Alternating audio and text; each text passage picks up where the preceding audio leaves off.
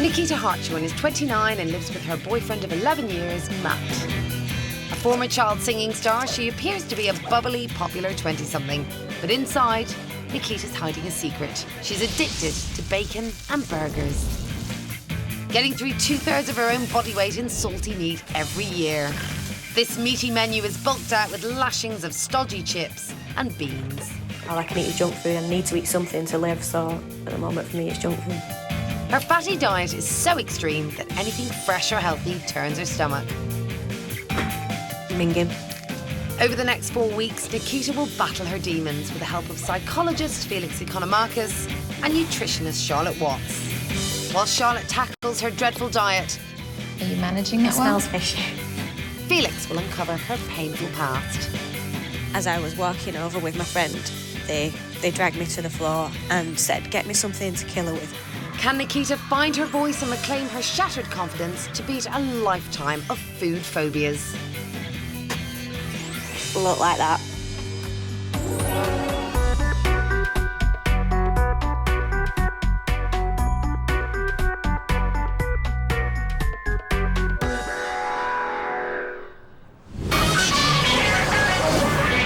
Twenty-nine-year-old Bolton girl Nikita works in the finance department of a local bread company and lives with her fiancé, Matt.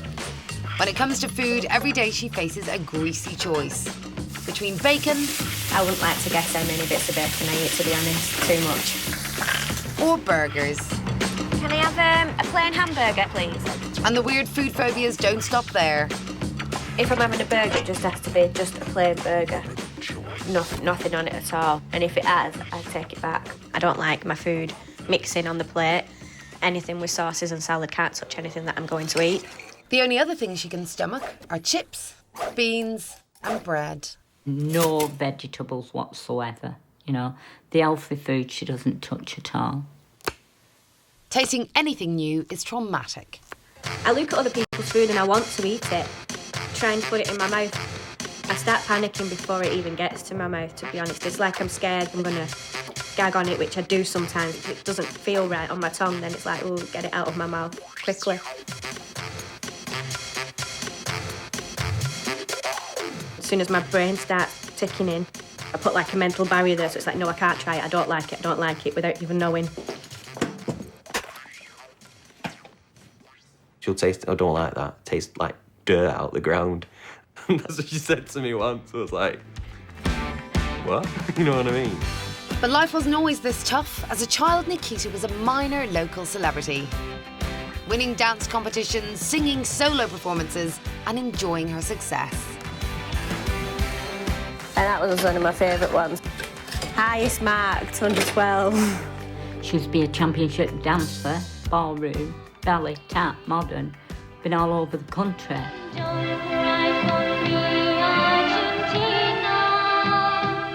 But her true passion was for singing. It took up like 95% of my life, and it's one of the best times I can think back on, and the best memories that I've got. Throughout her singing years, she was always a fussy eater, but as she performed less and less, her diet got worse and worse. And for her super fit boyfriend, it's hard to watch. She's eating rubbish all the time and she's not exercising a great deal like she used to, because with all the dancing and everything, she's getting bigger, you know, with the weight and with her skin, you know what I mean?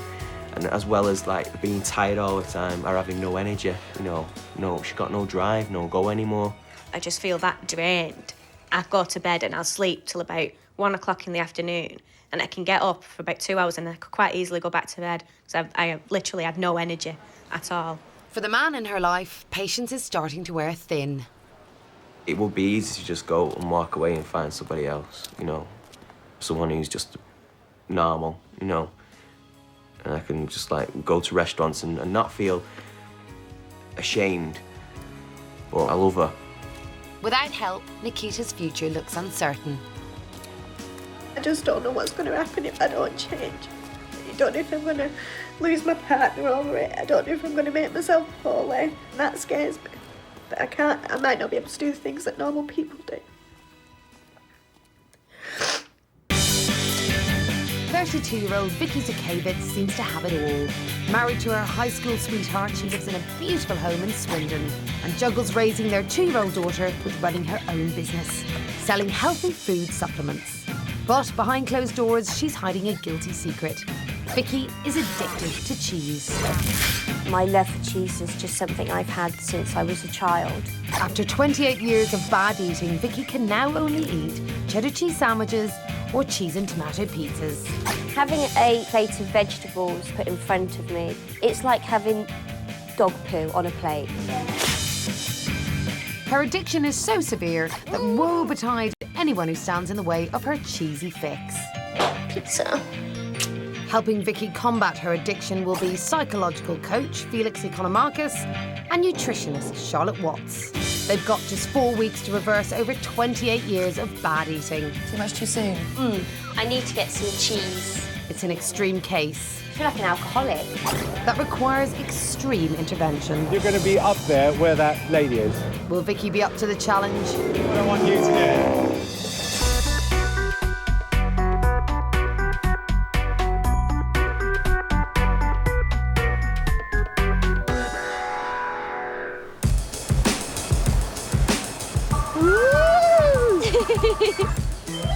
32-year-old Vicki Zukavits has 2 loves in her life. The first is her family, 2-year-old daughter Ella and her partner of 5 years, Damien. The second is cheddar cheese. I get through a packet of cheese every single day. Well, it's always been my life, really. For over 28 years, Vicki has lived on a cheese-based diet, refusing to even try vegetables, fish or meat. Vicki, when pushed, her barriers go up straight away, and Vicki tends to push in the opposite direction out of sheer bloody-mindedness more than anything else. Digging her heels in also extends to the couple's social life. Vicki refuses to eat anywhere other than in her own home. And even a takeaway is a problem, unless it's round, with cheese on. Smells wheelie. OK, right, so what do you think of this? This is the special fried rice. Don't like this sort of stuff. Don't like it, it's got veg in. That looks like it's come out of the bin. It just looks absolutely disgusting. It looks horrible. Let's try bean sprout. No. No. Pea. No. Damien, no, it's all this stuff. If it was a pea on its own without... No. 1 pea. For husband Damien, it's a case of opposites I don't like attract. all the I'll sauces. give you 10p if you eat 1 pea. My relationship with food is completely different to Vicki's. I truly enjoy to eat and eat well. I think it is one of life's little pleasures. With Vicki failing to share Damien's love of food, family life is now seriously under threat. How can you eat them? Because they taste good. Pork chops taste good. Bacon tastes good. Yeah. Married last year, Vicki refused to go on honeymoon, and despite 5 years of trying, Damien still can't get Vicki to eat out. For our anniversary, we wouldn't go out for a meal.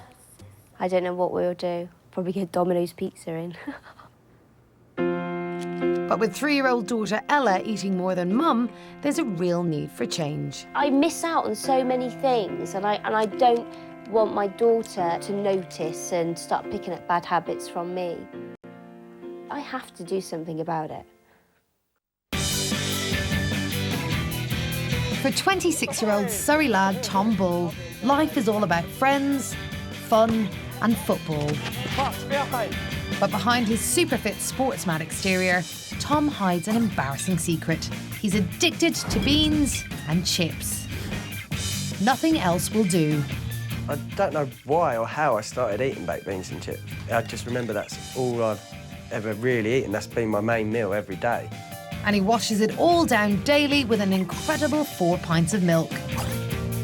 Anything else is strictly out of bounds. No, chips. No, really? Just a little bit. You're all right, mate. Thought of eating other foods scares the life out of me, to be honest.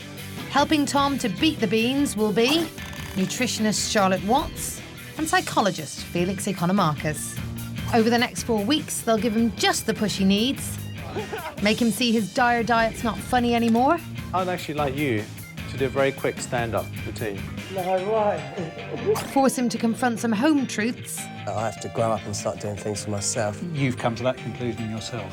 Well, I'll come to that conclusion with help. And encourage him to face the foods he's spent a lifetime avoiding. But after 26 years of freaky eating, it's not going to be easy.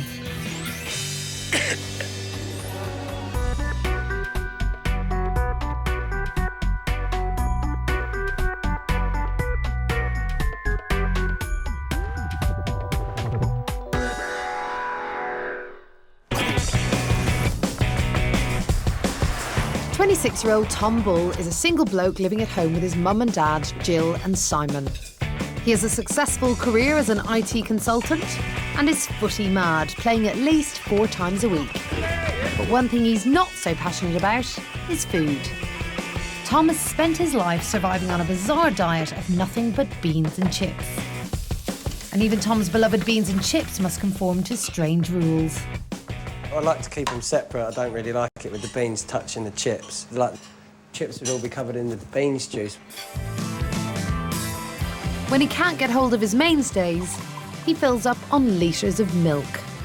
Probably have about 2 of these a day. And yet more potatoes. Put all my crisps in here, eat about 8 bags a day. Fruit and veg don't get a look in. What about the salad? No thanks. I don't want to eat leaves. And someone says, why don't you try this instead? I just think, no, because the last time I tried something, I felt all uncomfortable, hot, start sweating and sort of panicking and just feeling really nervous. Having never moved on from his childhood diet means Tom still even eats like a child.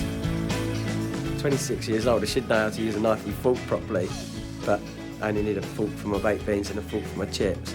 And if that wasn't bad enough, even chewing is a struggle. I've tried chewing beans before, but it just doesn't feel natural to me. So I just swallow them. I can't help it. I put them in my mouth, and in they go and they're gone. Sound like all right, pig.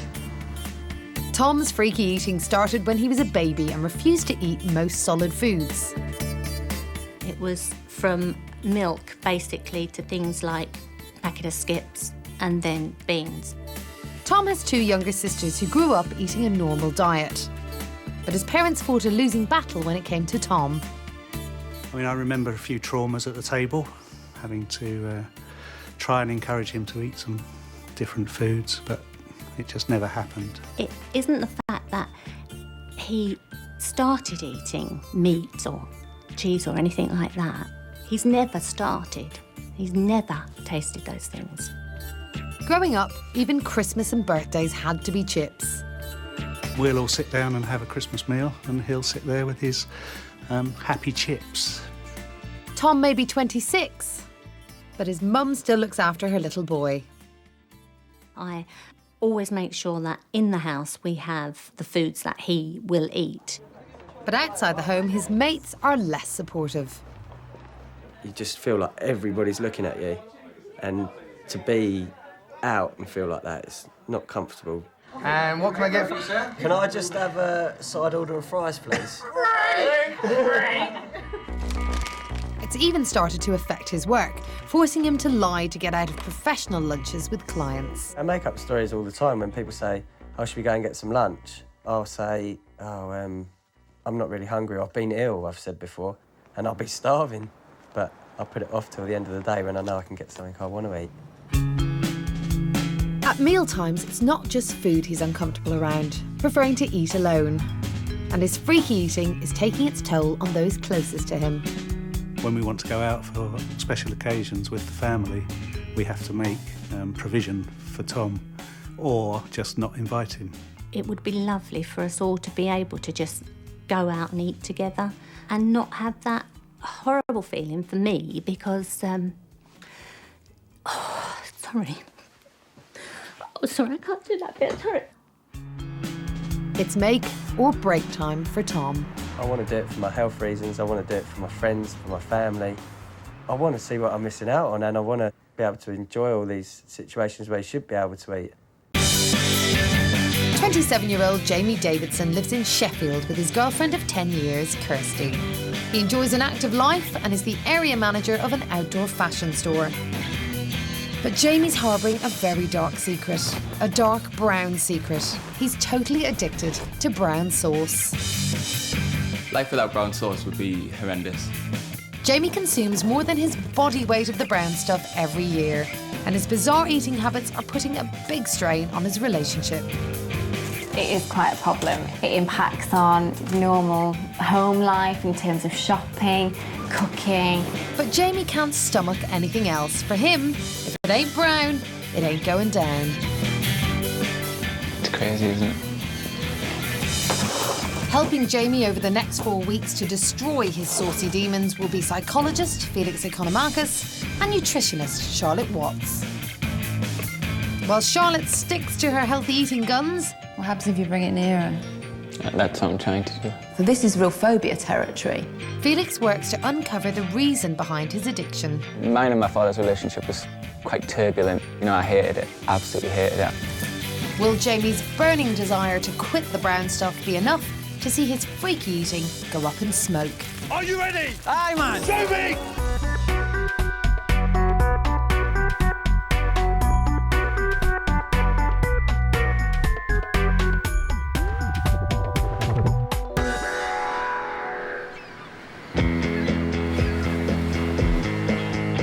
Jamie Davidson grew up near Newcastle, where he lived with his parents and 2 sisters. It was during his formative years that the brown sauce obsession really began to take hold. This problem's been going on since Jamie was about 6-year-old. Never bothered him before that. Afterwards, it was just essential that this brown sauce was always available, and if there was none, Jamie just would not eat. At the age of 10, the family moved to Sheffield, and what was already a difficult relationship with his father became worse. It was not a healthy, good one at all. It was a very forceful, authoritarian role that he took over me as a child. Jamie hasn't spoken to his dad since his parents separated 4 years ago, but he's still close to his mum and sister, who are both deeply concerned about his brown sauce diet. He's not getting the proper food inside that he needs. It does worry me. His sister has good reason to be concerned. Jamie only eats 1 meal: tin peas, mash and canned meat pudding. And only when smothered in brown sauce, which is chock full with sugar and salt. Really do cover the food with the brown sauce, so there's almost no food left. I don't think Jamie could cope without the brown sauce. I just think he would stop eating. I really do think he'd just give up. If there's none in the house, I just know that I'm not going to eat. I don't think I could live without brown sauce. To make matters worse, Jamie snacks on salty crisp sandwiches, loads of sugary chocolate bars, and then washes it all down with an unhealthy amount of concentrated orange juice. It's completely illogical to me is why I would be stuck in this kind of diet. Whenever Jamie tries to eat other foods, he finds himself at the mercy of forces beyond his command. My body just reacts in a way I can't control. My temperature goes through the roof. It's like I've lost the connection between my body and my mind, and I can't control my body.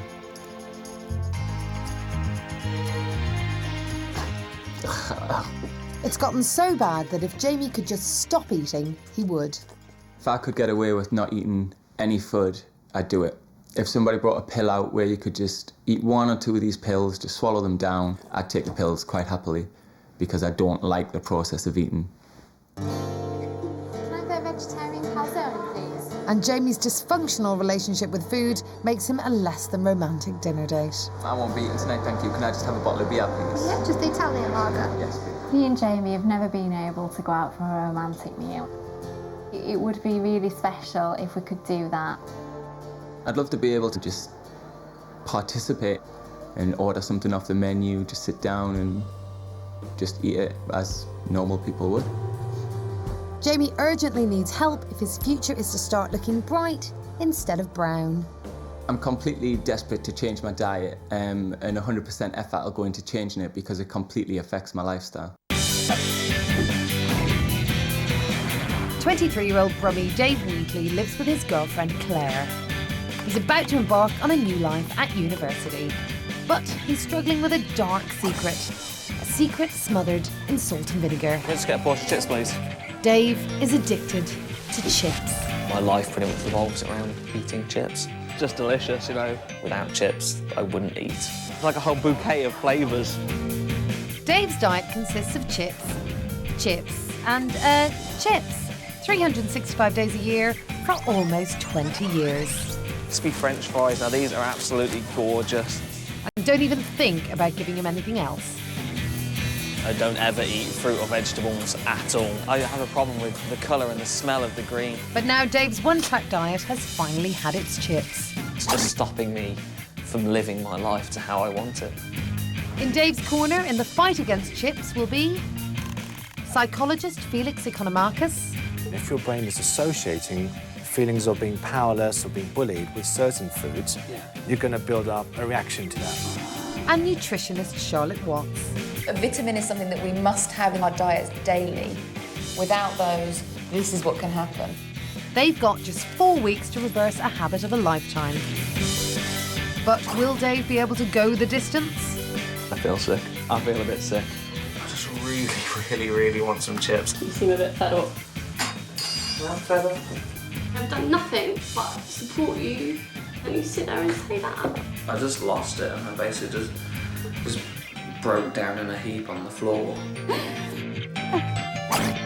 I am so desperate to change just so I can feel normal.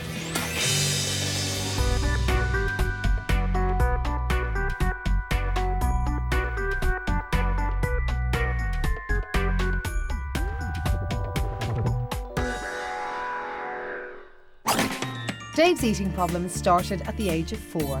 We all used to sit around the table and everyone would have their pieces of carved meat and their broccoli and their sprouts and things, and I was always last one to leave the table because I was always sort of told, you know, eat what's on your plate, it's good for you, and I really didn't like it. That's how I got spoke to when I was younger. Our mum made a meal, wherever it was, and we all sat down, we all ate it. Dave's parents divorced when he was young, so poor mum got lumbered with Dave's dodgy diet. The compromise for me was, at least I got him to eat something. OK, it was chips, but I would make them as healthy as possible and I'd cook them in the oven so they weren't surrounded in fat. But it was chips with David or nothing at all. Nearly 20 years later, and Dave still has an aversion to almost all foods, except his beloved chips. And don't get him started on the veggies. For me, I think I'm really sort of afraid of green foods, or sort of the smell of green food when you break it open. It just, that whiff gets into you and I'm just like, oh, I really don't want to eat that. It smells like the garden. I don't want to go into the garden and eat the grass off the floor. Girlfriend Claire is committed to getting him eating green, and it doesn't come much greener than pasta with pesto. No, that really, it smells really gross. Seriously, it smells really gross. I genuinely don't know what green smells like. I don't know what it is that he's smelling. Just try and just take a bite of it. Oh my God, well done. Oh. Ow. I actually hate you a little bit now, Claire. Dave's lifelong diet is starting to take its toll. Deep-fried spuds, it seems, are not the food of love. I'm 23 and I can't go to a restaurant with my girlfriend. We've never been out for a meal. I mean, what would he eat? It just wouldn't be an enjoyable experience for him or me. It makes me feel ashamed that I'm not grown up enough to be able to eat what everyone else eats, and I really wish that I could. Dave not only has to come to terms with giving up chips, he's also about to face another huge life change. In about a month's time, I'm going off to university, so I'm going to meet loads of new people, and I don't want to have to explain my diet to them. I don't want to be an outcast straight away. It's just stopping me from living my life to how I want it. But it's not just his social life that's really concerning Dave. I don't feel like I'm a healthy person inside. I feel like I should, you know. My worry is that David won't reach his 50s. He'll have clogged his arteries up with his appalling diet, and Aya will be doing what every parent dreads, and that's burying her child before he reaches his full potential. 21-year-old Katie Walker from Stockport loves a flutter. So much so that she works nights as a croupier in a casino. But the biggest gamble Katie takes is with her health. She's addicted to Diet Cola. I probably drink about 3 litres of it a day. And she bulks this up with a diet of stodgy white bread. Fruit and veg terrify her. Just put it on your lips. Helping her to change her freaky food habits will be the job of our experts. Psychologist Felix Economakis will force her to face the music. I mean, on a scale of 1 to 10 to this maximum fear, where would you rate yourself right now? Probably about 9. While nutritionist Charlotte Watts struggles to get her off cola and onto healthier foods. Oh, he came back. That's horrible. But with only 4 weeks to transform Katie's diet, Spitting at me. will Charlotte and Felix be up to their toughest challenge yet? Try and be a bit more positive. I can't. I'm having my doubts about Katie's level of commitment. At this rate, I'm not that confident she's going to do it.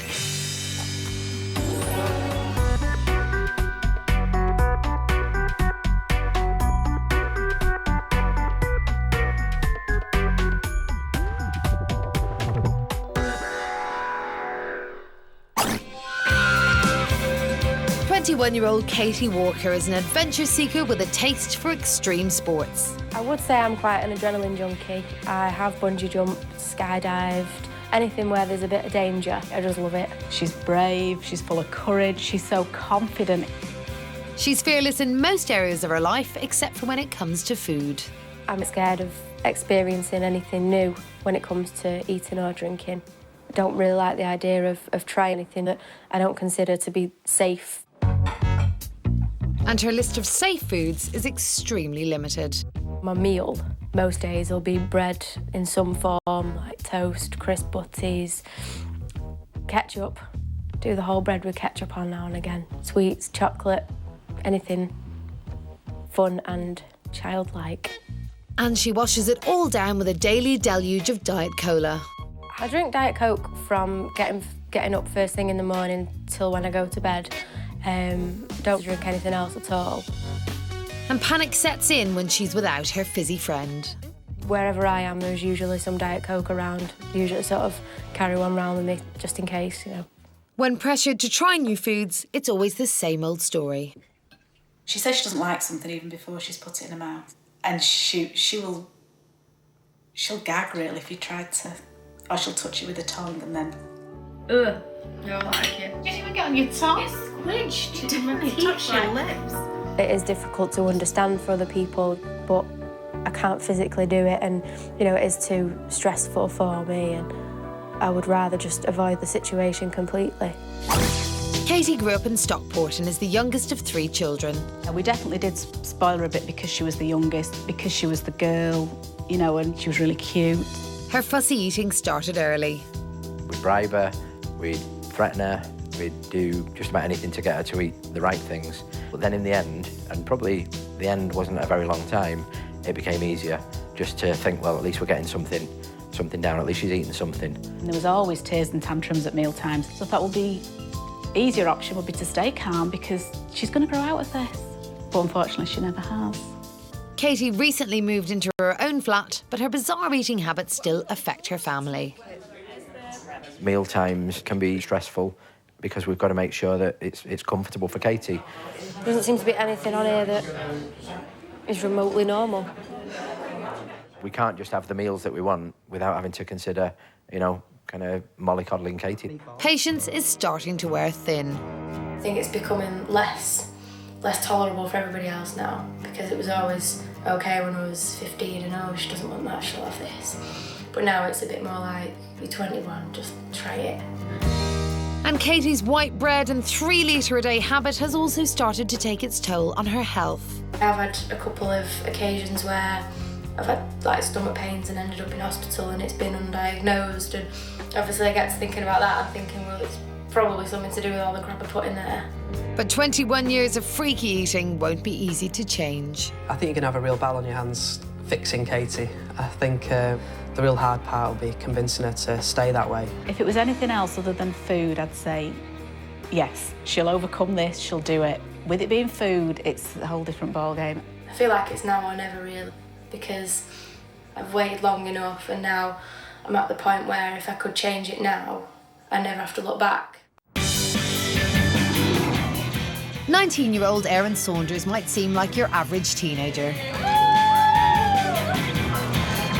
But behind closed doors, he struggles with a dark and debilitating problem. Aaron is addicted to Yorkshire puddings. He chomps his way through a dozen a day. Since the age of 5, he hasn't been able to stomach much else. The fact I don't eat much more than a toddler does, it kind of makes me feel quite embarrassed. But at least he's now eating something. Aaron was on powdered milk from birth until he was about 5. Where this freaky eating comes from is anyone's guess, but Aaron's mum has her theory. He's an alien from outer space. I think someone came down in the hospital and whipped him away. Never met anybody else like it. Weighing in at just 8.5 stone, not surprisingly, this pudding diet is starting to take its toll. Aaron is not getting enough vitamins and things like. You get very tired. And with his weight continuing to drop, it could soon become a matter of life or puddings for Aaron. I think my problem is serious. I mean, the last time I checked, I'm 2 stone underweight. I think if it did continue any longer, I would eventually be put in hospital. Helping him to beat his food freakiness will be the job of our experts. Nutritionist Charlotte Watts will attempt to move his kiddie palate onto grown-up foods. No, what? Oh, no, instantaneous. Psychologist Felix Economakis will have his work cut out tackling Aaron's food fears. I think you just don't want to go somewhere because you associate it with something really negative. And his lack of commitment to changing. If you don't cooperate, I can't do it. But with just 4 weeks to work on their youngest and most extreme case yet, can Aaron grow up nutritionally and kick the puddings for good? I guess I'm gradually losing confidence. It's easier said than done. No.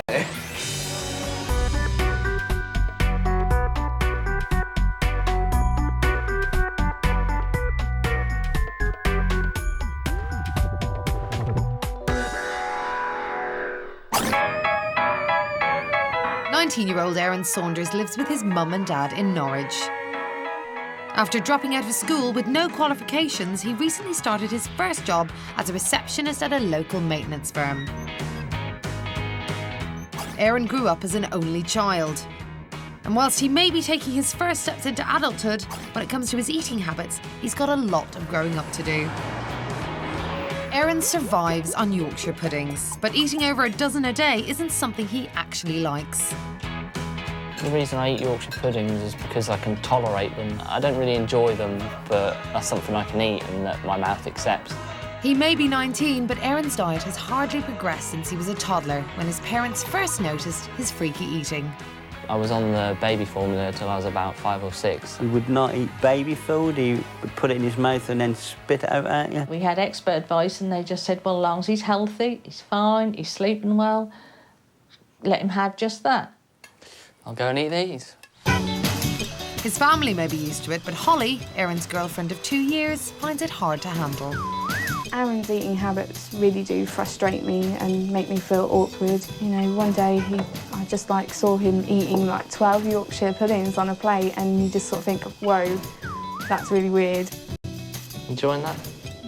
Aaron doesn't get all his nutrients from his beloved Yorkshire puddings. There are a few other foods he will eat. Chips, crisps, chocolate. And one of them also batter-based. And pancakes. As well as being freaky about what he'll eat, Aaron's also developed a complicated set of rules about where he'll eat too. I can't really eat my main meals like Yorkshire puddings and pancakes anywhere other than my own house, because they'll taste different, I think. There's something about having his own utensils, I think, and his own he's in much more control. He's got all of his own stuff. But even at home, there are rules. Mum and Dad eat at the table, while Aaron insists on munching his 12 Yorkshire puds in solitude upstairs. I'll eat them whilst I'm playing a computer game or watching a television show, because then it takes my mind off of the fact I'm eating food, and it makes it easier to eat the same stuff over and over if I'm ignoring it, basically.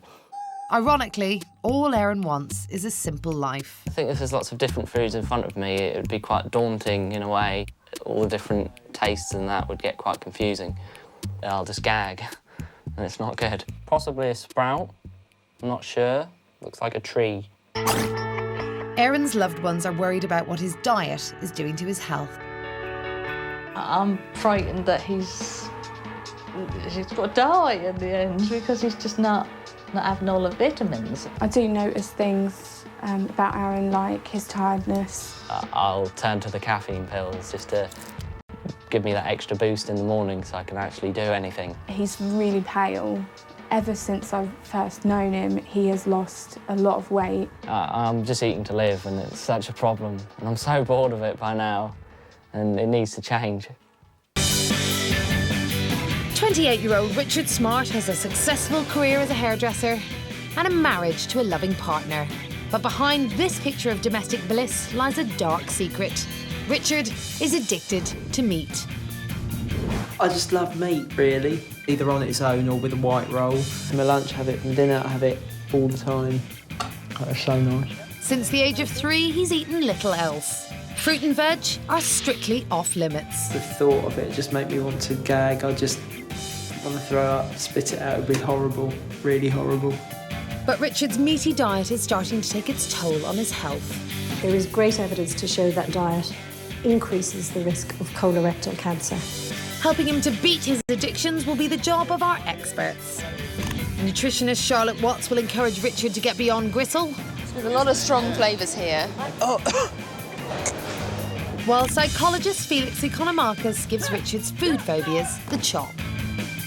When you put your mind to something, you will achieve it. In just 4 weeks, can they reverse a lifetime of dangerous eating habits? You okay? No, I just don't want to be here. I just need to do something about it.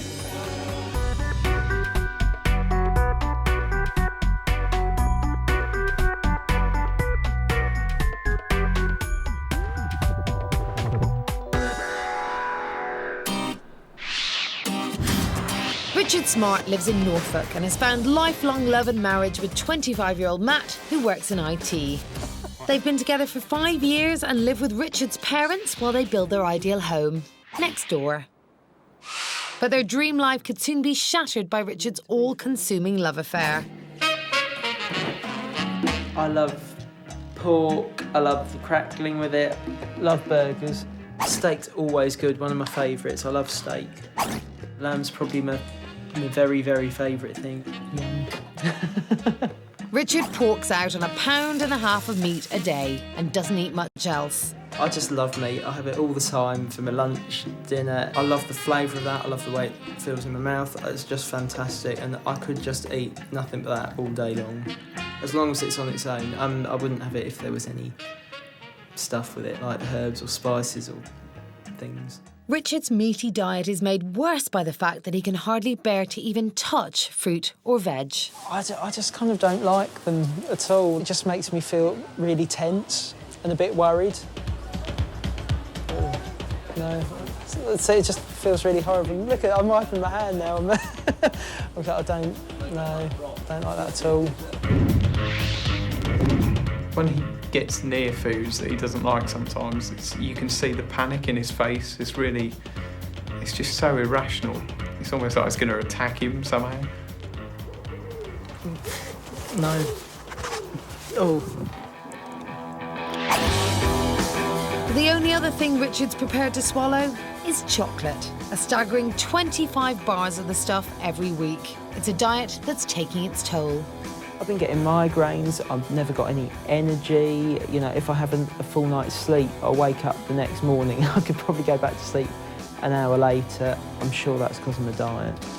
But when he does find the energy to go out, socialising with friends is near impossible because of Richard's obsessive food issues. Hello. We get instances where I'll invite Matt and Richard for a meal, and Matt will turn up and say Richard's not very well. I know full well that Richard's not coming out because he won't be able to eat anything.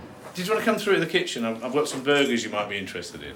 What could possibly be wrong with those? Black pepper, mace, oregano, cumin, garlic, bay, rosemary, thyme. Sorry. So no, really, is what you're saying, isn't it? Yeah. I'm sorry. I do feel quite bad now. Conquering 25 years of freaky eating is not going to be easy. I have great hopes that Richard will succeed with this, but I really can't imagine it happening. The habits are so ingrained into him. Much as he wants to, I think he's going to find it very hard to overcome it. He's definitely got worse. Over the time that I've known him, he's got moodier, bigger. Just everything about him has got worse, really. If this doesn't work, I don't know what the future is, really. Probably not a very long one. It's affecting every bit of my life. It's affecting how I feel in terms of my health. It affects my relationship with Matt. There's no part of my life that it doesn't cause problems with. I just really, really want to change.